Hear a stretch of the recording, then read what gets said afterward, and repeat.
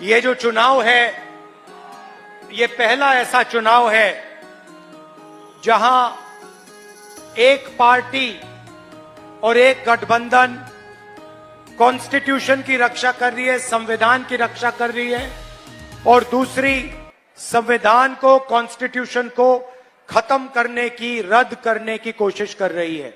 Congress party ने देश की जनता से मिलकर एक साथ ये संविधान देश को दिया। संविधान से पहले देश में दलितों को, आदिवासियों को, पिछड़े वर्ग के लोगों को कोई अधिकार नहीं थे। संविधान के आने से पहले अगर आप गरीब थे तो आपके कोई अधिकार नहीं थे। अगर आपको वोट मिला तो इस संविधान ने, इस किताब ने वो आपको वोट दिया है। किसानों को सिंचाई का पानी, हरी क्रांति, सफेद क्रांति, इंफ्रास्ट्रक्चर, ये सारे के सारे चीज ये इस किताब ने आपको दिए हैं। और अब बीजेपी के नेता सीधा बोल रहे हैं कि वो इस संविधान को बदल देंगे और खत्म कर देंगे। संविधान कहता है कि देश में सब जात के लोग एक समान हैं, देश में समानता होनी चाहिए।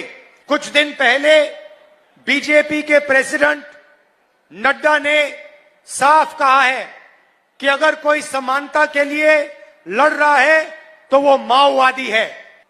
नड्डा जी कह रहे हैं कि वो इस किताब के खिलाफ हैं क्योंकि ये किताब समानता मांगती है, और बीजेपी के प्रेसिडेंट कह रहे हैं अगर कोई समानता मांगता है तो वो माओइस्ट है। नड्डा जी का कहना है कि दलितों को, आदिवासियों को, पिछड़ों को समानता नहीं मिलनी चाहिए, अधिकार नहीं मिलने चाहिए। और प्रधानमंत्री ने नड्डा जी के स्टेटमेंट के बारे में एक शब्द नहीं कहा। आजकल प्रधानमंत्री की चुप रहने की आदत है।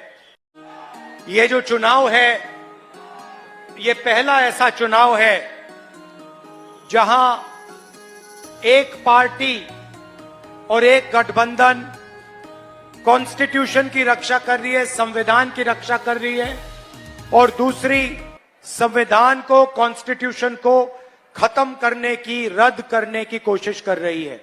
कांग्रेस पार्टी ने देश की जनता से मिलकर एक साथ ये संविधान देश को दिया। संविधान से पहले देश में दलितों को, आदिवासियों को, पिछड़े वर्ग के लोगों को कोई अधिकार नहीं थे। संविधान के आने से पहले अगर आप गरीब थे तो आपके कोई अधिकार नहीं थे।